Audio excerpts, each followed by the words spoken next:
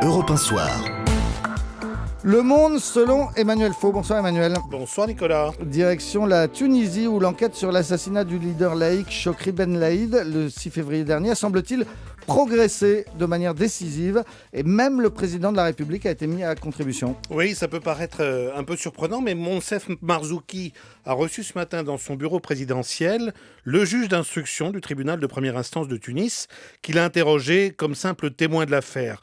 Alors, en fait, c'est le frère de la victime Chokri Ben Laïd qui avait réclamé cette audition, persuadé que le président tunisien avait le nom des commanditaires de l'attentat, puisqu'il savait depuis longtemps que des menaces pesaient sur la vie du leader de la gauche laïque qu'il connaissait bien. Mais l'avancée décisive ces dernières heures dont vous parliez, Nicolas, c'est que les autorités ont désormais le nom du tueur et ils connaissent surtout son profil. Il s'appelle Kamel Gadgati, il est originaire de Djendouba, c'est au nord-ouest de Tunis, et il a fait des études aux États-Unis aux frais de l'État tunisien avant de se voir proposer un poste dans la police. Des précisions données par son propre père sur l'une des principales radios privées tunisiennes, Mosaïque FM, le père qui a commencé par décrire son fils comme un type bien, un ange sur terre, je cite, incapable de tuer un poussin. Et quand le journaliste lui apprend que son fils est le suspect numéro 1 recherché par toutes les polices de Tunisie dans le meurtre de Chokri Ben Laïd, eh bien le père répond simplement « S'il a commis ce crime, alors je prie que Dieu rende justice ». On sait aussi que Gadgati appartenait à un groupe islamiste radical proche des salafistes, comme 4 de ses complices présumés qui ont été arrêtés. Donc petit à petit, on reconstitue le puzzle de cet assassinat qui a fait remonter la tension de plusieurs crans, vous le savez, au sein de la société tunisienne, et qui a provoqué notamment la démission du gouvernement de Hamadi Djebali, après plusieurs tentatives du Premier ministre de monter un cabinet de technocrates sans aucune attache partisane. Alors Emmanuel, quelle va être la tâche du nouveau gouvernement d'Ali Lared ?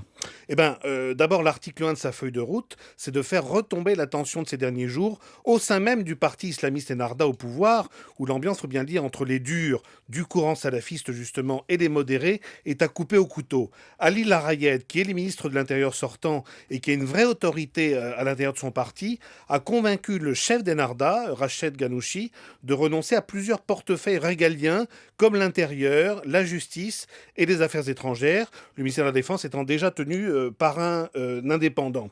Alors le prochain gouvernement sera plus aéré politiquement, avec un poids des islamistes revu à la baisse, ce qui est bien sûr un gage donné aux laïcs et à tous ceux qui dénonçaient une emprise de plus en plus grande d'Ennahda sur la société, alors qu'en même temps le mécontentement social n'a cessé de grandir en raison d'une situation de l'emploi de plus en plus alarmante. L'article 2 de la feuille de route du futur gouvernement Larayed sera d'accélérer la fin du processus de rédaction et d'adoption de la nouvelle constitution, qui en fait est en panne depuis plusieurs mois, avant de pouvoir organiser enfin des élections législatives et présidentielles qui feront entrer la Tunisie dans une certaine normalité démocratique. Bref, le nouveau Premier ministre, qui est un vrai pragmatique, doit à la fois pacifier le pays et clore la longue phase post-révolutionnaire qui dure depuis plus de 2 ans. C'est dire qu'il n'aura pas du tout la tâche facile. Merci beaucoup Emmanuel Faux. Dans un instant, l'invité d'Europe 1 Soir, c'est Félix Baumgartner.